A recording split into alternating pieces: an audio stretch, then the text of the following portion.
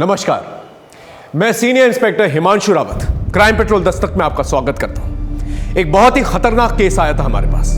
किसी का मर्डर किया गया था पूरी मास्टर प्लानिंग के साथ। किसने किया था ये मर्डर, क्यों किया था, कैसे किया था, कई सवाल थे। इतनी मास्टर प्लानिंग के साथ मर्डर किया गया था, ऐसा तो पॉसिबल ही नहीं है कि कोई दस्तक ना हुई हो। हम भी जानने को बेचैन थे कि इस मर्डर के पीछे क्या राज है।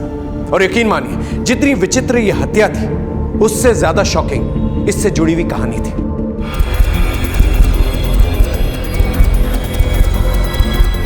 The number you are trying to call is currently not reachable.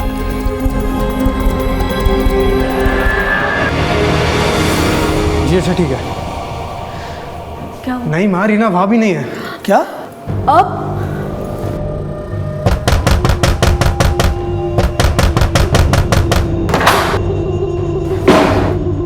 Reena?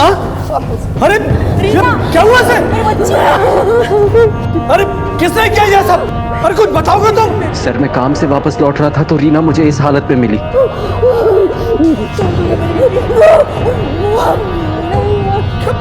मैंने भी पूछा लेकिन कुछ बता नहीं पा रही है।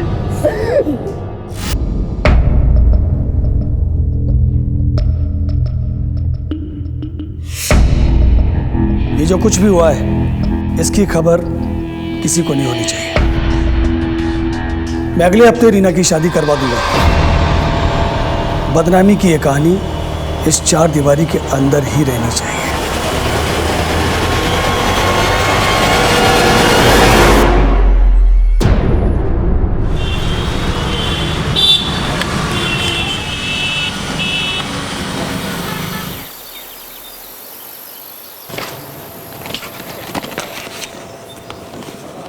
अंकिता, लंच तैयार हुआ? हाँ, लाई। आज आप कितने बजे तक आ जाएंगे? वही रोज की तरह 7 बजे। मैं भगवान से प्रार्थना करूंगी कि आज आपका काम हो जाए, प्रॉपर्टी की कोई बड़ी डील फाइनल हो जाए। काम प्रार्थना से नहीं, कोशिश से बनता है। चलता हूं।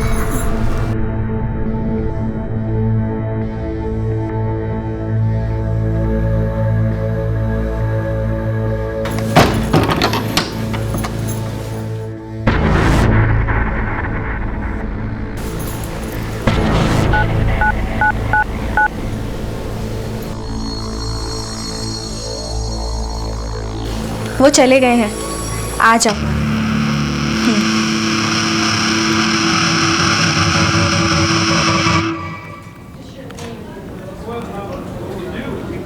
हाँ बेटा, मैंने सारे डिटेल्स भेज दिए, ईमेल चेक कर लेना। सर। हाँ मनीष। सर ये आनंद सिन्हा है, ये अपनी पत्नी की मिसिंग रिपोर्ट लिखाने आए। बैठिए। सर रीना नाम है इसका। सर आज सुबह घर से निकली थी सेक्टर 29 के मार्केट से सामान लाने के लिए। जब काफ़ी देर तक नहीं लौटी और मैंने कई बार कॉल किया तो उसका फ़ोन स्विच ऑफ आ रहा है। दोस्तों और परिवार वालों से पूछताछ की? सर हमारा कोई दोस्त है ही नहीं। क्या मतलब? कहाँ से हैं? कटवाल गांव। सर रीना का अतीत बड़ा ही अशांत रहा है। कुछ साल पहले रीना के परिवार में आपसी दुश्मनी के कारण रीना का रेप हुआ था। रीना के चचेरे भाई जग्गू ने किया था उसके साथ ये दुष्कर्म। इस हादसे के बाद रीना अपने पिता अमृतपाल के लिए अपमान का दाग बन चुकी थी। मैं अगले हफ्ते रीना की शादी करवा दूंगा। लेकिन रीना और मैं कॉलेज में साथ पढ़ते थे और एक दूसरे से प्यार करते थे, जिसका पता उसके पिता अमृतपाल को नहीं था। हम लोगों ने भागकर शादी करने का फैसला किया और यहाँ आकर शादी कर ली। उसके परिवार वालों ने तुम्हें ढूंढने की कोशिश की या रीना ने अपने माँ बाप से मिलने की कोशिश की? सर रीना ने तो नहीं, लेकिन मैं गया था अमृतपाल से मिलने के लिए, उनसे माफ़ी मांगने के लिए। माफी? अरे मेरा बस चले तो तुझे और रीना को जिंदा गाड़ दूं मैं। सारी दुनिया में मेरा तमाशा बना के मुझसे माफी मांगने आया तू? अरे मर चुकी है रीना, मेरे लिए मर चुकी है। और सुन, चुपचाप निकल जा यहां से और दोबारा यहां आने की गलती मत करना। अगर दोबारा आया तो यहां से जिंदा वापस नहीं जाएगा। निकल यहां से।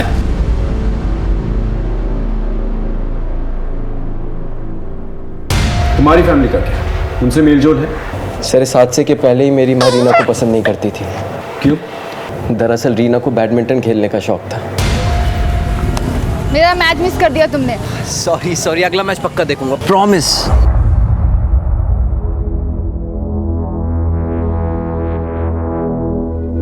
आनंद, तुम्हें कितनी बार कहा है मैंने, हमारी घर की होने वाली बहू इस तरह के खेल कूद में हिस्सा नहीं लेगी, जहाँ पर खेल कम और टांगे ज्यादा देखते हैं। देखने वालों की नजर पे है माँ जी, अपने बच्चे को दूध पिलाती माँ को भी लोग बुरी नजर से देखते हैं।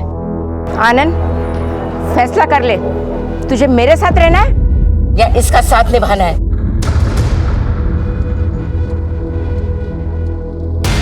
इनसे रीना का मोबाइल नंबर लेके लास्ट लोकेशन ट्रेस करो और मोबाइल की डिटेल्स भी निकालो। जी। आप चिंता मत कीजिए, हम इंक्वायरी शुरू करते हैं। Thank you sir, please.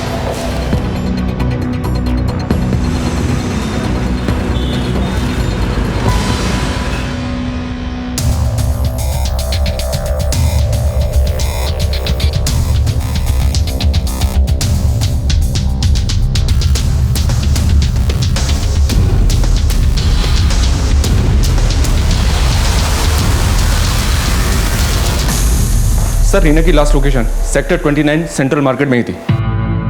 वहाँ लोगों से इंक्वायरी की लेकिन किसी ने भी रीना को पहचाना नहीं। कोई सीसीटीवी फुटेज? नहीं सर, लगता है जैसे हवा में गायब हो गई।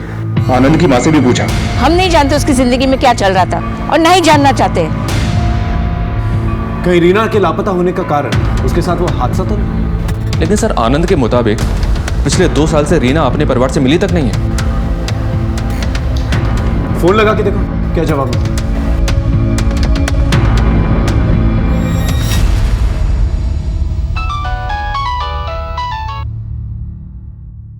हेलो, रीना के पिता अमृतपाल बोल रहे हैं। रॉन्ग नंबर, और दोबारा फोन मत करना। हेलो, फोन कर दिया सर, दोबारा ट्राई करता हूँ।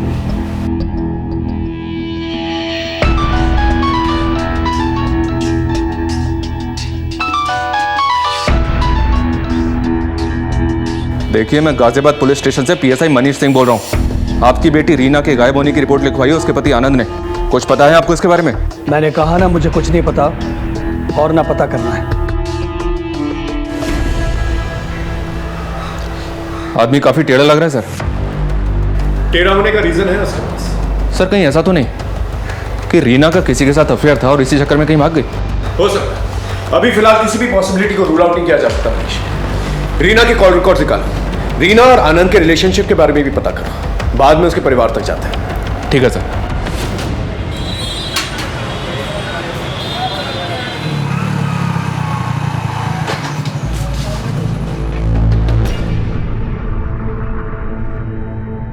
गीता कहाँ चली गई?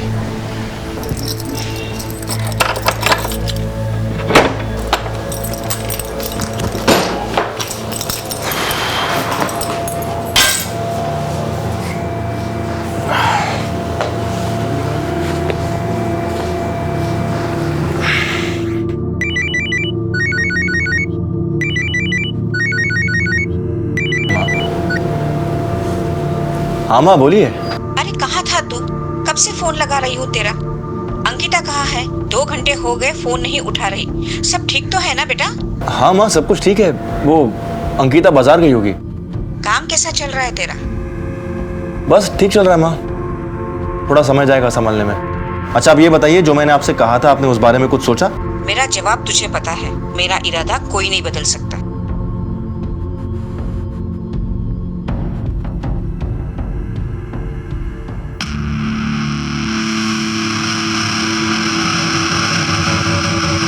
अरे आप आज जल्दी आ गए। अंकिता, कहाँ थी तुम? माँ तुम्हें कब से फोन लगा रही है, तुम फोन क्यों नहीं उठा रही हो? वो मैं मार्केट गई थी, फोन चार्जिंग पर लगा है।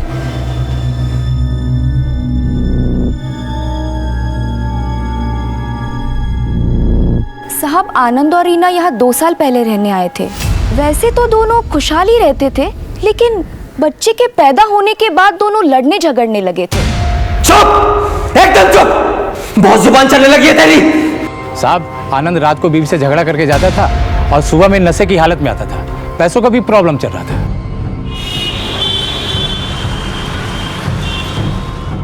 सर। हाँ मनीष, आनंद के पड़ोस में पता किया मैंने। आनंद की शादीशुदा जिंदगी ठीक नहीं चल रही थी। कहीं ऐसा तो नहीं कि इन्हीं हालातों से परेशान होकर रीना कहीं भाग गई? मैंने भी यही अंदाजा लगाया था मनीष, लेकिन शायद वो अपने छोटे बच्चे को छोड़कर कहीं जाए ना। रीना का पास काफी अशांत है। हो सकता है उसके लापता होने का तार उसके गांव कटवाल से जुड़ा।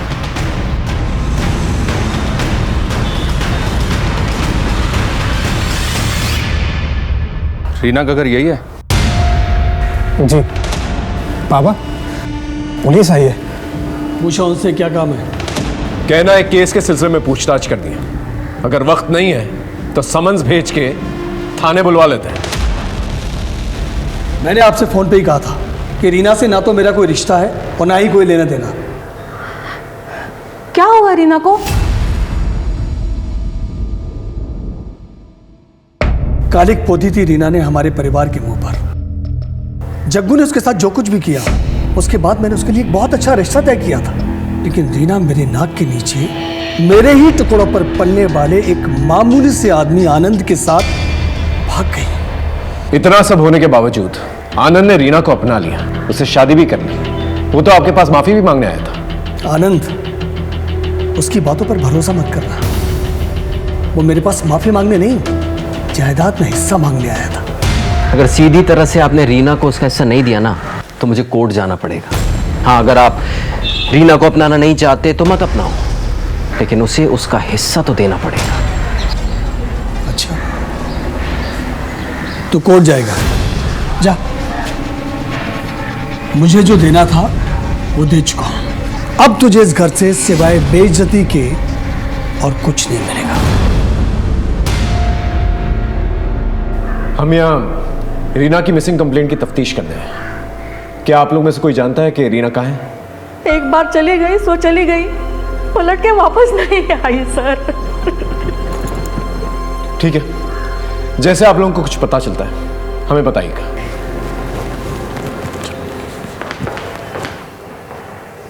कहीं आपने जग्गू की तरह रीना को भी? इस आनंद ने हमसे झूठ कहा। मैं गया था अमृतपाल से मिलने के लिए, उनसे माफी मांगने के लिए। अगर इनकी बात माने तो ये मामला कुछ और ही है सर। हो सकता है कि आनंद ने ही रीना के साथ कुछ कर दिया हो सकता है। तुम इस आनंद से दोबारा पूछताछ करो, तब तक मैं इनकी फैमिली हिस्ट्री समझने की कोशिश करूँ। Okay sir. सर, वो अमृतपाल झूठ बोल रहा है। सर, आप तो मिले होंगे ना उनसे, जान ही गए होंगे कैसे लोग हैं वो। सर, वो अमृतपाल जमाने जोड़ने के अलावा कुछ नहीं जानता। तहसील में रहकर उल्टे सीधे तरीकों से कितने लोगों की ज़मीन जायदाद हड़पी है उसने, यहाँ तक कि अपने भाई तक को नहीं छोड़ा। और सर, आपको मुझ पे भरोसा नहीं है ना, तो आप गांव जाकर उनकी फैमिली से पूछ सकते हैं।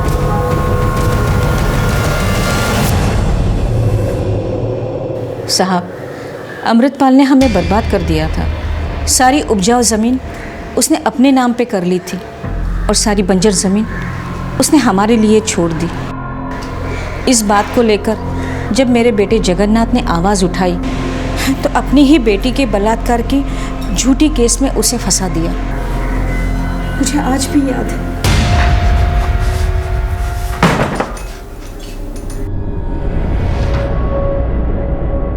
जग्गू, तू ठीक तो है? माँ, वो मेरे पीछे पड़े माँ, वो मुझे मार देंगे। मैं बस तुझसे मिलने आया था। तुझे पता है ना माँ, मैंने रीना का बलात्कार नहीं किया था, मुझे फंसाया गया था। मैं जानती हूँ बेटा। जग्गू, मुझे जाना होगा माँ, अपना ख्याल रखना। जग्गू,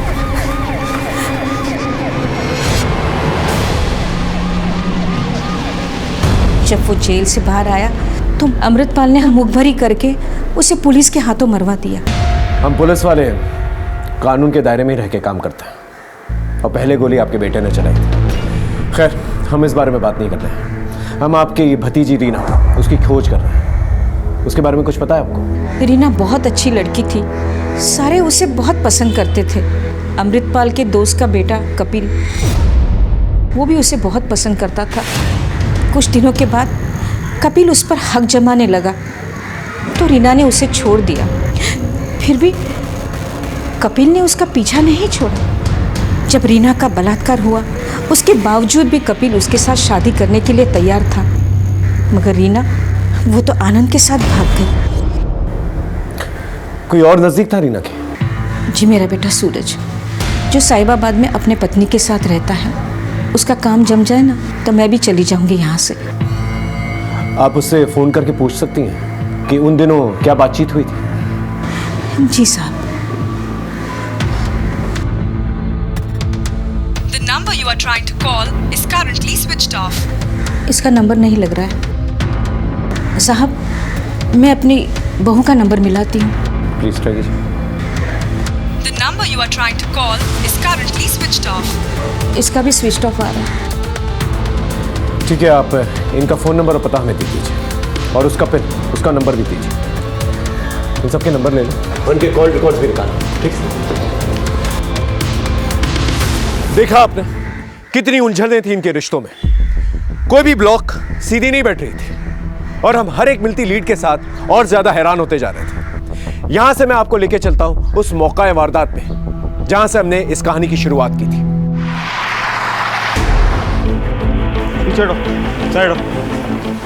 फोन किसने किया था? सर, मैंने फोन किया था आपको। हाँ बोलिए। साहब, मैं अपनी सहेली अंकिता से मिलने आई थी। आई तो देखी दरवाज़ा खुला पड़ा था, अंदर जाके देखी सारा सामान बिखरा पड़ा था और घर में भी कोई नहीं है सर। लेकिन सर, एक बात मुझे बहुत खटकी। चलिए मैं आपको दिखाती हूँ।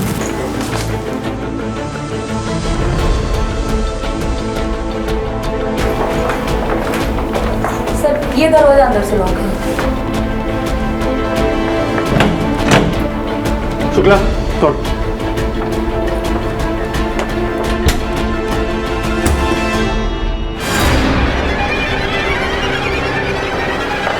सर, बाहर के दरवाजे का लॉक टूटा हुआ है। एक काम करो, घर को अच्छे से चेक करो, शायद कुछ पता चले। यहाँ और कौन कौन रहता है? सर, अंकिता और उसके हस्बैंड कुछ ही महीना पहले शिफ्ट हुए हैं सर।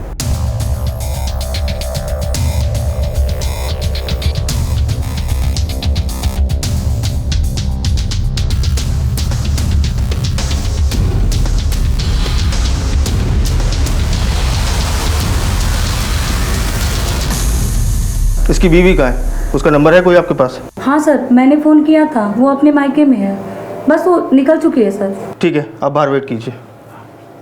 सर।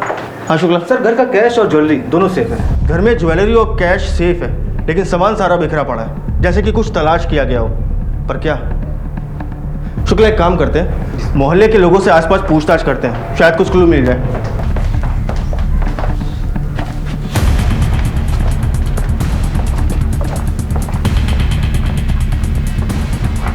कातिल को हमला करने के लिए इस ऊंचाई तक चढ़ना पड़ा होगा। सिंह, आसपास चेक करो, देखो कुछ मिलता है क्या। चेक करो।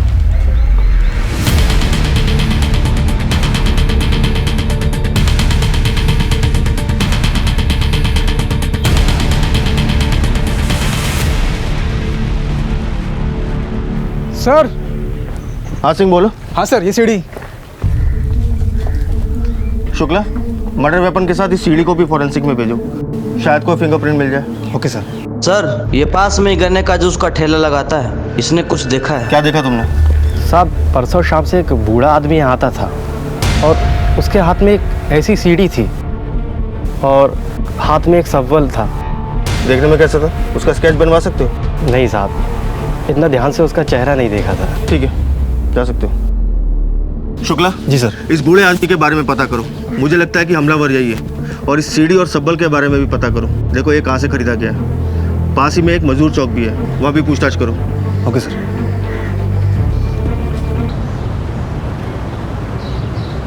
क्या है बे? हाथ पैर तो सलामत है, फिर फोन काहे नहीं उठा रहे हो? 25 लाख का कर्जा बहुत बड़ी बात है बाबू।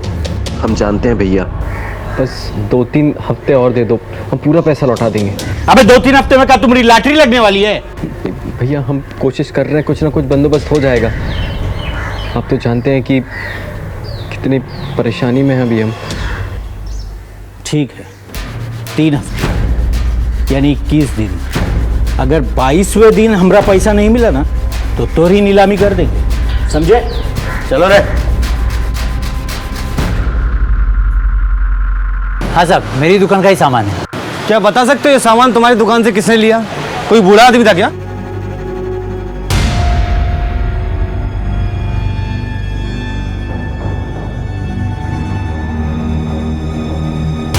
हाँ साहब, बूढ़ा आदमी था। आप उस बूढ़े आदमी का स्केच बनवा सकते हो? इतना साफ तो याद नहीं है साहब मुझे। ठीक है, थैंक यू। कांस्टेबल, एक काम करो, इस एरिया के सारे सीसीटीवी फुटेज चेक करो, कहीं ना कहीं कैप्चर तो हुआ होगा। सर मैं एक हफ्ते के लिए अपने मायके गई थी क्योंकि मेरे पति भी गांव जाने वाले थे। अंकिता, क्या लगता है आपको, आपके पति की हत्या किसने की होगी? सूरज की किसी से कोई दुश्मनी थी?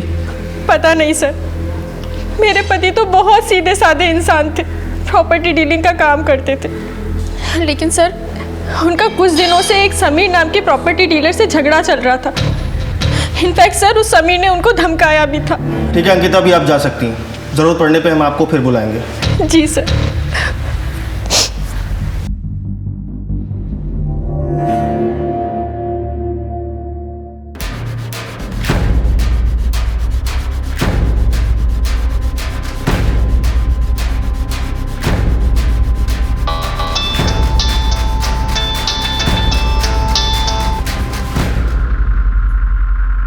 देखिए आपका काम हो जाएगा, लेकिन इसके लिए आपको मुझे पूरे 15% देना होगा।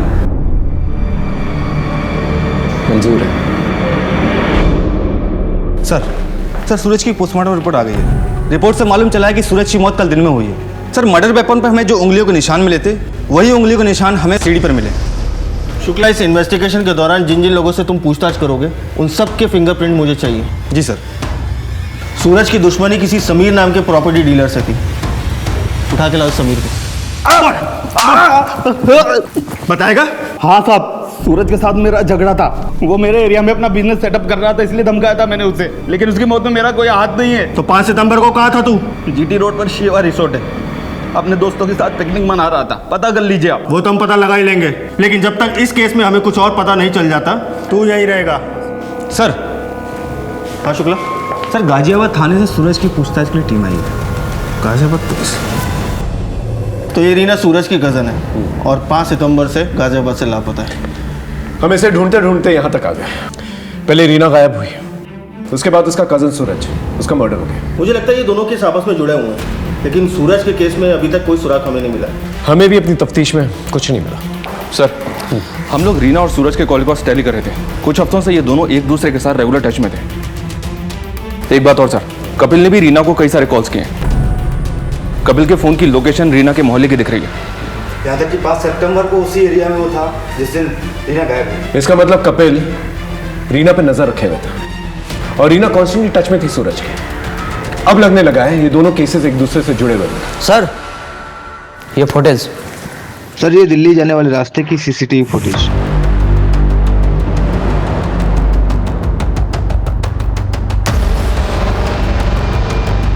ये बूढ़ा आदमी सीसीटीवी फुटेज में क्लियर दिख रहा है और दिल्ली जाने वाले रास्ते से दिख रहा है। और जिस ऑटो से ये निकला था उसका नंबर भी साफ साफ दिख रहा है। शुक्ला, एक काम करो, इस ऑटो को ट्रेस करो और पता लगाओ ये आदमी कौन है। Okay sir. और हम लोग आनंद से पूछते हैं ये रीना, कपिल और सूरज का क्या ट्रायंगल है। दोनों खानदानों में खूनी जंग चल रही थी, दोनों एक दूसरे से नफरत करते थे, ये बात समझ में तो आ रही थी, लेकिन रीना और सूरज की दोस्ती, ये बात हलक से नहीं उतर रही थी। इन दोनों के बीच में क्या चल रहा था? सवाल जितने चौंकाने वाले थे, जवाब उतने ही हैरत अंगेज। हम 2 दिशाओं से भटकते भटकते एक सड़क पे आ गए थे।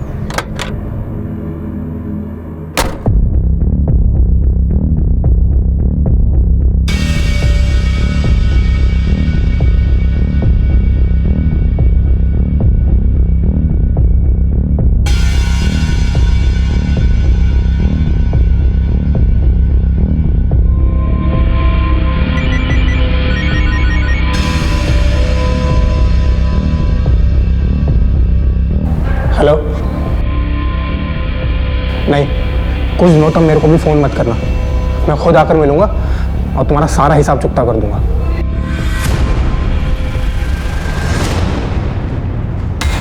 क्या सूरज का खून हो गया? सर रीना का कुछ पता चला? वो हम पता कर रहे हैं।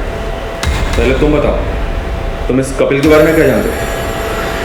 वो प्यार करता था रीना से, अपना हक जताता था रीना पर, और तो और वो घर तक पहुंच गया था सर।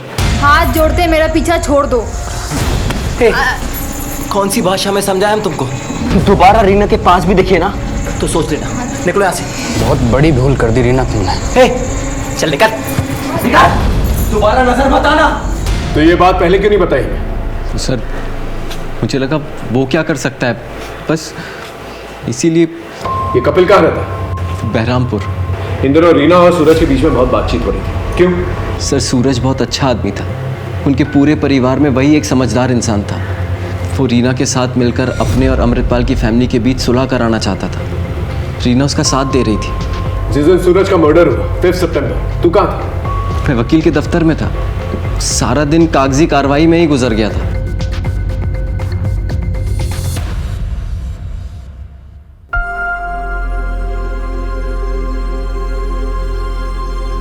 जो हुआ सो हुआ माँ, भूल जाइए। एक नए सिरे से शुरुआत कीजिए माँ। और ले देखिए, एक चाचा जी तो है हमारे, इस नफरत की लड़ाई को हम यही खत्म कर देते हैं।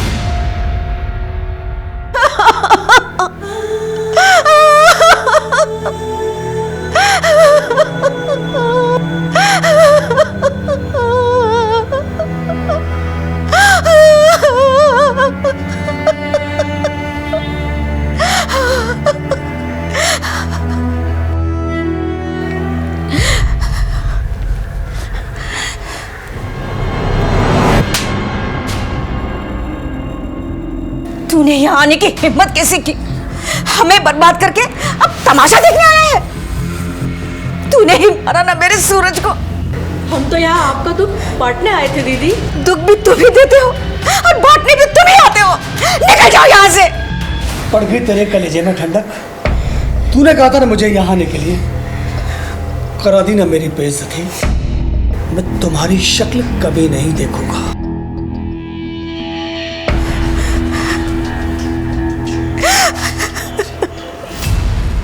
रीना ने तुझे छोड़ दिया, लेकिन तूने रीना को नहीं छोड़ा। क्यों? क्योंकि सर मैं रीना से बहुत प्यार करता था। और रीना आनंद से? नहीं सर, आनंद ने तो उसे फंसाया था। इसलिए तूने उसे किडनैप कर लिया। कहाँ है रीना? सर ये क्या कह रहे हैं आप? मैं भला उसे क्यों किडनैप करूंगा? ज्यादा भोला बनने की कोशिश मत कर, समझा? इन दिनों तो उसको फॉलो कर रहा था। बोल, क्या खेल खेल रहा है? हाँ सर, मैं गया था उसके पास, लेकिन ये कोई अपराध थोड़ी ना है। देख, मेरे सब्र का इम्तिहान मत ले, समझा? सच सच बोल। सर रीना और आनंद के झगड़े चल रहे थे, तो मुझे लगा कि शायद रीना को अपनी गलती का एहसास होगा कि उसने आनंद को क्यों चुना, और मुझे लगा कि वो मेरी ज़िंदगी में दोबारा वापस आ जाएगी, इसलिए मैं उसके आसपास रहता था। 5 सितंबर को कहाँ था तू? सर मैं अपने गांव हिसार गया हुआ था, और वहाँ से आया तो मुझे पता चला कि रीना गायब है। तेरी हर एक बात को चेक करेंगे, जरा सा भी छूट टिकला ना तो देख लेना। शहर छोड़ के मत जाना कहीं। अब जा। हम हर एक लीड को फॉलो कर रहे थे, सबसे पूछताछ कर रहे थे, दोनों केसेस को जोड़कर देख रहे थे, यहां की संभावना वहां, वहां के लिंक को यहां, लेकिन कुछ भी हाथ में नहीं आ रहा था। फिर एक ऐसा मोड़ आया जिसने हमारी परेशानी और भी ज्यादा बढ़ा दी।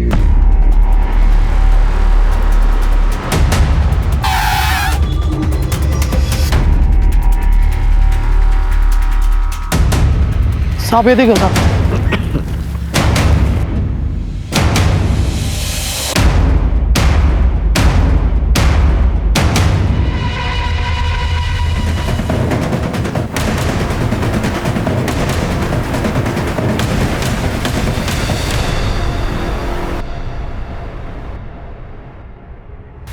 सर, रीना को मारने का किसी के पास क्या कारण हो सकता है?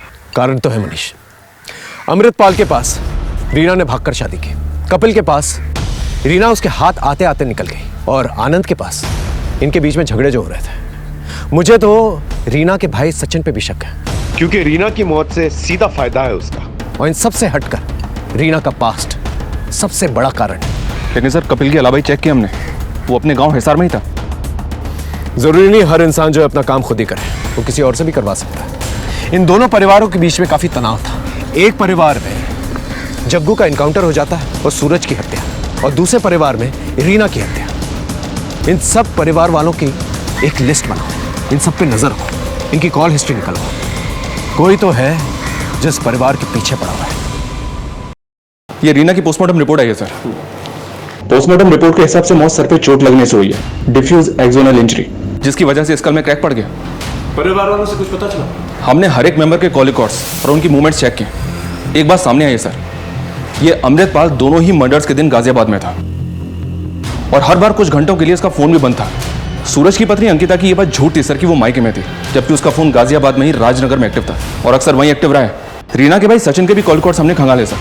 उसमें 1-2 नंबर्स ऐसे सामने आए हैं जिन पर इसने उन दिनों कई सारे कॉल्स किए हैं। हम चेक कर रहे हैं। एक काम करो, अंकिता को थाने बुलाओ और इस अमृतपाल और सचिन पे नजर रखो। एक एक को घेरते हैं। इस बूढ़े आदमी को तुमने अपने ऑटो से छोड़ा था ना? हाँ साहब, इसको यमुना विहार में छोड़ा था साहब। बहुत जल्दी में था साहब। 50 रुपए की जगह सर 100 रुपए दिया। और कोई बात नोटिस की तुमने? सर इसके पास एक ब्लैक कलर की बैग थी साहब। तुम उस जगह ले जा सकते हो जहाँ पर उसे छोड़ा था? जी साहब। चल। ये रहे तुम्हारे कॉल रिकॉर्ड्स। हमसे झूठ क्यों कहा तुमने कि तुम्हारे पति के मर्डर के दिन तुम अपने मायके में थी, जबकि तुम गाजियाबाद में थे, राजनगर में? क्या छुपा रहे? सर वो मेरा किसी के साथ अफेयर चल रहा है। लेकिन तुमने तो कहा था कि तुम्हारा पति एक अच्छा इंसान है, तुम्हारी अच्छे से देखभाल करता है, फिर ये अफेयर? सर मैं सूरज को बहुत प्यार करती थी, लेकिन मुझे उससे पति का सुख नहीं मिल पा रहा था, इसलिए सर मेरे कदम थोड़े बहक गए थे। कौन है? क्या नाम है इसका? मेरे कॉलेज का ही दोस्त है सर, अनिल। और उसके साथ मिलकर तुमने सूरज की हत्या कर दी? सर ये आप क्या कह रहे हैं? सूरज के साथ ऐसा करने का मैं सोच भी नहीं सकती। और सर ये बात आप भी जानते हैं, जिस वक्त सूरज की मौत हुई उस दिन राजनगर में थे हम दोनों। सर मेरी बात का यकीन कीजिए। हमारे पास शक की भी वजह है और यकीन की भी। हमारी नजर है तुम पर।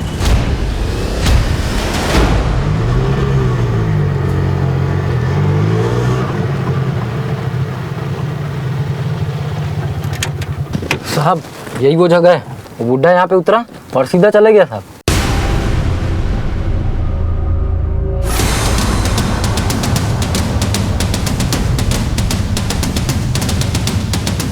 सारे एरिया को छान मारो।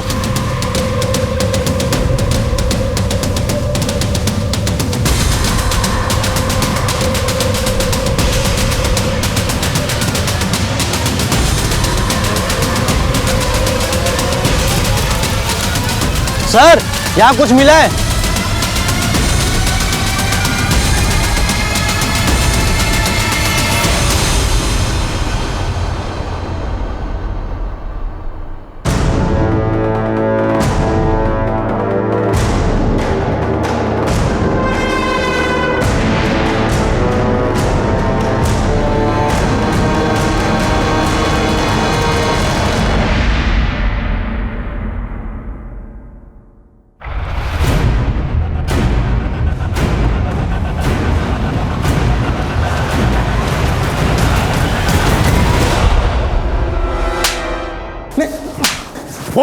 इतने पैसे लेके कहां जा रहा था तू? रीना के मर्डरर्स के पास? नहीं सर, रीना की हत्या और मैं। तो फिर ये सब क्या है? सर मुझे एक्चुअली प्रोस्टिट्यूट के पास जाने की लत लग गई थी। सर पापा पैसे देते नहीं थे, तो मैंने सोने में मिलावट करके पैसा कमाया सर।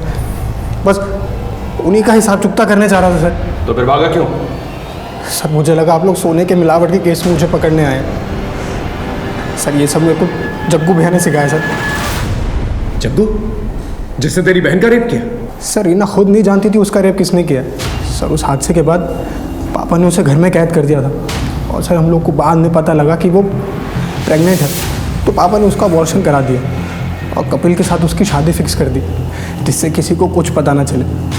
कपिल शादी करने के लिए तैयार था, लेकिन तब तक रीना भाग गई थी और पुलिस को जग्गू की लोकेशन भी पापा ने दी थी, जिस मुठभेड़ में वो मारा गया।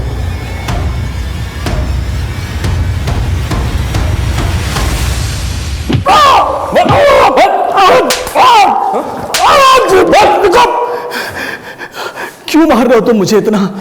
तुमको मालूम है ना कि ये गैर कानूनी है, और इसके लिए मैं तुम्हें कोर्ट में घसीटूंगा। कोर्ट जाने लायक बचेगा तब ना। हटा दे। देखो देखो, बता था, सब बता था। शुरुआत से बता। अरे जग्गू तू। चाचा तुमने बहुत नाइंसाफी की हमारे साथ। अरे पैसे पैसे का मोहताज बना दिया हमें, लेकिन अब नहीं चलेगा तुम्हारा ये सब। शराब पी के आया क्या है? चल निकल यहाँ से, निकल। छोड़ूंगा नहीं मैं तुम्हें चाचा। मुझे समझ नहीं आ रहा था कि जग्गू से कैसे छुटकारा पाऊं, और फिर एक दिन रीना, अरे क्या हुआ से? रीना का बलात्कार किसने किया है ये उसे नहीं पता था। जो हो गया उसे तो नहीं बदल सकता था, लेकिन जग्गू को इस केस में फंसाकर उससे मैं जरूर छुटकारा पा सकता था। इसलिए मैंने जग्गू के खिलाफ FIR दर्ज करा दी। जग्गू गिरफ्तार हो गया, लेकिन इतना सब कुछ होने के बाद रीना का हाथ कोई नहीं थामने वाला था। इसलिए मैंने जमीन का एक हिस्सा रीना के नाम कर दिया। वो जमीन भी मेरी हड़पी हुई थी। कितना लालची आदमी है तो अपनी बेटी के इतने बड़े हादसे को अपने फायदे के लिए इस्तेमाल किया। जग्गू को दोबारा कैसे फंसाया? जेल से छूटने के बाद जग्गू और भी खतरनाक हो गया था और पुलिस का एक वांटेड मुजरिम था। इसलिए मैंने उसके लोकेशन की इंफॉर्मेशन पुलिस को दे दी। चल अब इतना बता दिया तो ये भी बता दे, रीना और सूरज के मर्डर के दिन तू गाजियाबाद में क्या कर रहा था और तेरा मोबाइल फोन क्यों ऑफ था? दोनों के मर्डर में तेरा हाथ है ना? बोल बोल। नहीं, गाजियाबाद में अक्सर तहसील के काम से जाता हूँ और वहाँ मुझे अपना फ़ोन स्विच ऑफ रखना पड़ता है। मैंने इन दोनों में से किसी का मर्डर नहीं किया। सर ये अमृतपाल क्या सच कह रहा है? अगर इसका हाथ नहीं है तो फिर किसका हाथ है? क्योंकि इसके अलावा हमारे रडार में और कोई बूढ़ा आदमी नहीं है। हमने रीना और आनंद की पूरी जिंदगी खंगाल ली, सारे एलिबाइज भी चेक कर लिए, कुछ नहीं मिला। कुछ तो मिसिंग है मनीष। सर एक नई इन्फॉर्मेशन हाथ लगी है। सर हम जैसे बूढ़ा आदमी समझ रहे थे, बल्कि बूढ़ा आदमी नहीं, बूढ़े आदमी के भेष में था।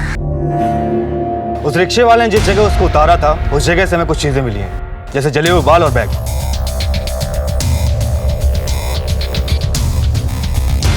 और एक बात सर हमें इस पे जो उंगलियों के निशान मिले हैं ये वही हैं जो हमें सीढ़ी और सब्बल में मिले थे। अब ये कौन हो सकता है सर?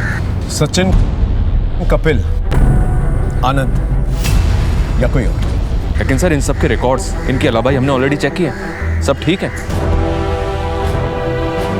मनीष तुमने सुना अमृतपाल ने क्या कहा? कुछ स्टेटमेंट्स बड़े काम के होते हैं। एक काम कर मनीष। Okay sir.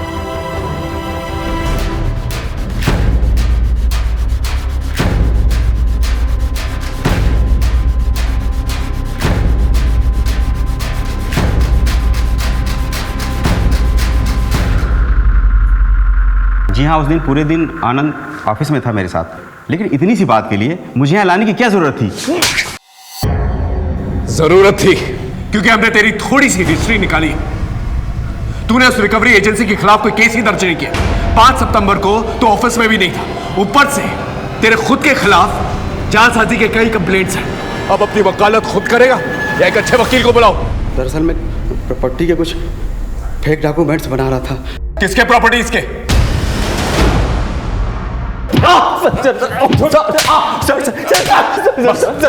मुझे क्यों मार रहे सर? तेरे वकील ने तेरी वकालत छोड़ दी है, समझा? अपना जुर्म कबूल कर लिया। अब तेरा DNA और फिंगरप्रिंट सारी कसर पूरी कर देंगे। अब सच सच बता। बोल। मैं बताता हूँ, मैं बुरी तरह से कर्ज में डूबा हुआ था। लेनदार धमका रहे थे सर। तभी मुझे पता चला कि रीना के बाप ने उसके नाम पे बहुत सारी जमीन कर रखी है, लेकिन वो रीना को दरिया दिली सूझ रही थी। आनंद उस जमीन को भूल जाओ। पापा ने धोखे से हथियाया था वो जमीन, जिसकी थी हमने वापस कर दी। किसे? सूरज को। अपने पति की मदद करने में बड़ी दिक्कत हो रही है तुमको, लेकिन अपने दुश्मनों पर लौटाने के लिए सब कुछ है तुम्हारे पास। देखो पापा ने जो गलती की है ना, उसे मैं सुधारना चाहती हूँ। मैं और सूरज मिलकर ये दुश्मनी खत्म करना चाहते हैं।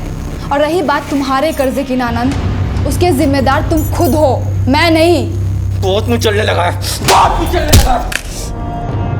उसके बाद मैंने रात में चुपचाप रीना की बॉडी को एक बोरे में भर के जंगल में फेंक दिया। सूरज को क्यों मारा? सर मैं सूरज के पास गया था वो प्रॉपर्टी के पेपर वापस मांगने के लिए।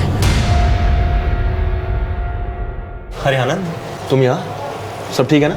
रीना ने अपना इरादा बदल दिया है। वो ये प्रॉपर्टी अपने बच्चे के भविष्य के लिए रखना चाहती है। मैं ज़रा एक बार रीना से बात कर लेता हूँ। The number you are trying to call is currently switched off. Phone switch off आ रहा है उसका। आनंद, मेरी एक बार उससे बात हो जाए फिर मैं खुद आके तुम्हें पेपर्स दे दूंगा।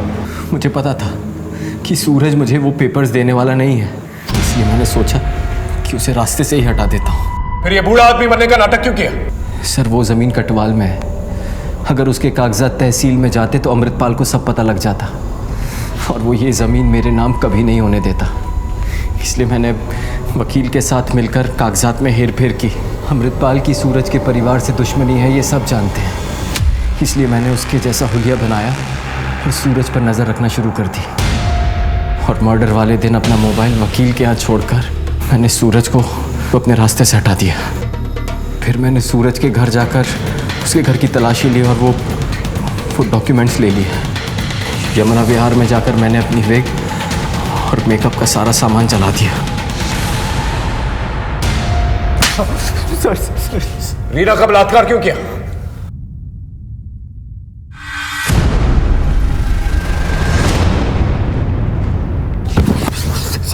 बोल, रीना का रेप क्यों किया? बोल। सर बताता सर, वो अमृतपाल रीना के लिए रिश्ते ढूंढ रहा था और वो कपिल उसके पीछे पड़ा हुआ था। सर मुझे लगा कि रीना मेरे हाथ से निकल जाएगी, इसलिए मैंने अपने एक दोस्त से कह के उसका रेप करवा दिया और खुद हमदर्दी जताने चला गया। मैं रीना को भगा कर ले गया, सोचा कुछ दिन में सब कुछ ठीक हो जाएगा, लेकिन कैसा इंसान है तू? अपनी लालच में इतनी तबाही मचाई और सारी जिंदगी जेल में सड़ना और यही सोचना।